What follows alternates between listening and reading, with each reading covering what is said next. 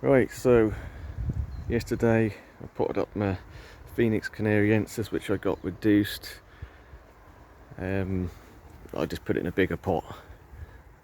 We've got a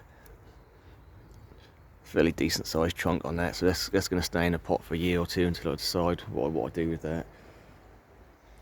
But the video what to do today was sort of out with the old, in with the new.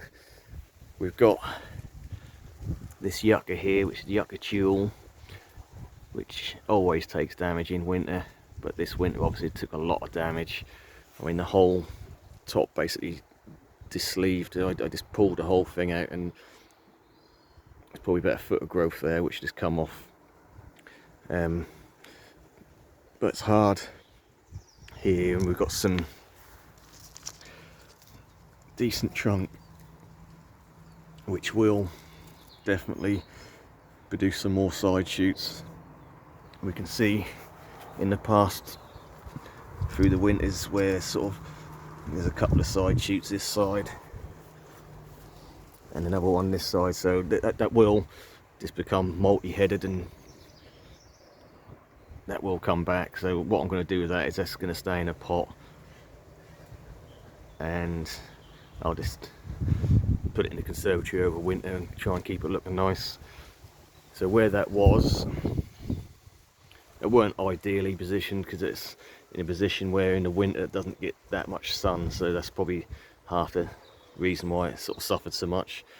So that was exactly here. So we've got the cordyline emerald star there instead. So this is one of the two I got the other week, and I think that'll look quite nice there, just a nice contrast to some of the palms that are around this area. And I've just cut it all back. We've got this sort of variegated grass in this trough here, which is contained because that does spread. If you have that in the ground, that'll just take over the whole place, but this is contained in a trough. This is the I don't know what the actual proper name for it is. It's like a variegated grass. It looks a bit like bamboo, but only gets like about a metre tall, but it's really quite nice. But yeah, so I've just topped that up with a bit of fresh compost and soil, cut it all back, so that'll be a nice contrast to the emerald green leaves of this new cordyline. So that's in the ground now. I've got the second one, which is still debating where to put that.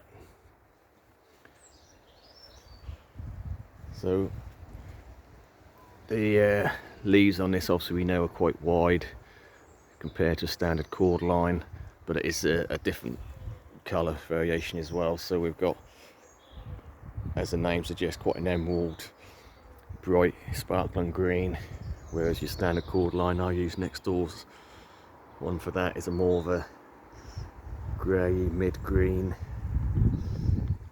But yeah, so that's in the ground now anyway, so hopefully that'll start taking off over the spring and summer.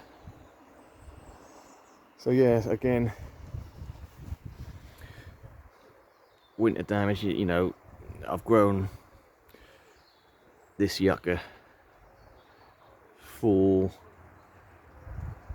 3 or 4 years, and yeah, every winter it takes damage. It looks, you can't beat it for how nice, you know, the colours are when they look good, but this one always takes damage. It's just not, it's hardy to the point where that won't die, but it's definitely not hardy, sort of leaf hardy or foliage hardy that always takes damage. But this is the worst I've ever had, and I'm not going to have that in the border when it's, you know, clearly not going to look good for until late summer.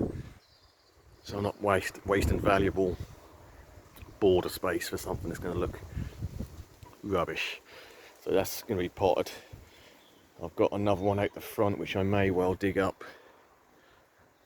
It's not been quite as bad as this one, but still takes damage. So I've got another pot similar to that as well, or exactly the same as that. So I'll have two in identical pots, and then there's like a larger version of the pot which the Phoenix Canariensis is in. So we'll have sort of a cluster of 3 matching pots, and I'll put them somewhere.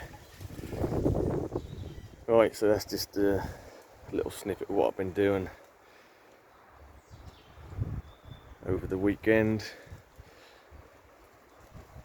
and I think we'll leave it there. Thanks for watching.